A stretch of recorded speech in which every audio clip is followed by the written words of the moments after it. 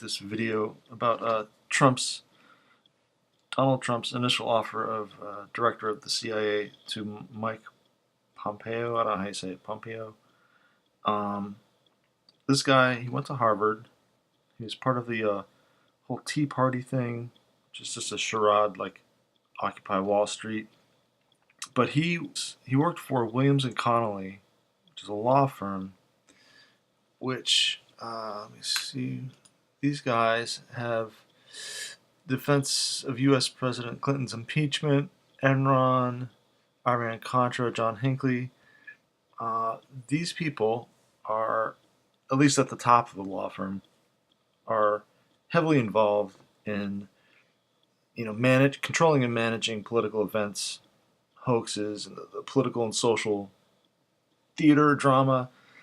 They're like special law firms, and they probably work alongside the public relations agencies.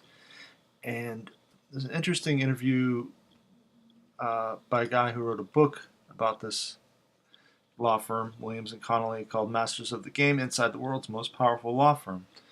And he talks about how lawyers are consulted for everything, which makes sense, but very often lawyers are the ones making things happen in the first place. Or, they're the nexus between your corporate world and your political world. So the lawyer is the main interface, and sometimes they're making decisions for the politicians. The politicians seem to go to them for advice, quote unquote, but they're actually getting direction.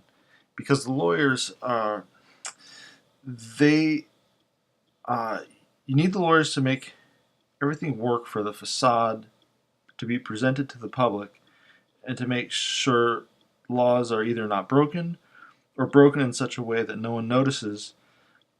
And usually competing lawyers are working together to make this happen because they're from the same fraternities, like Phi Delta Kappa. I mean, literally the same fraternities.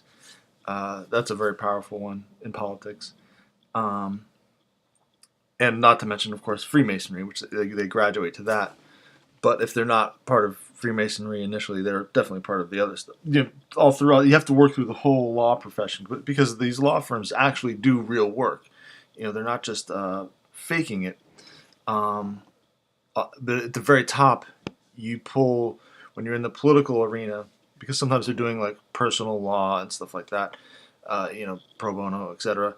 But at the top, you have to be able to pull these maneuvers, know the law thoroughly, so that you can hide what you're doing. And if you are working both sides through the fraternities, masonry and such, you can make it happen. If you can't make it happen one-sided, you have to make both sides, or one side has just to be a loser, and they're like, why the F did I lose? Oh, those guys are they're the ones who run the show. Of course it's going to be that way. I made some money. What do I care? Move on. But usually they're in it together. Like, okay, you're going to lose, but you're going to get, public acknowledgement of who you are, and you're going to get, any publicity, bad or good, is good publicity. So, for someone who loses, I just wanted to bring that up. This guy, he's big on NSA. He founded Thayer Aerospace, which is a defense manufacturing commercial aerospace components. So, I mean, he's definitely in, but he worked for this law firm, probably to start, and Williams and Connolly, and just all the cases they've done. John Hinckley, Iran-Contra, impeachment, Enron. But what else? Yeah, I don't even know what this is, really. Check that out. But, so yeah, these guys are like at the top. This guy's written a book about it.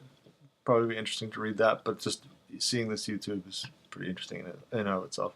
So this guy may or may not end up heading the CIA, and they'll get someone just like him if they don't get him.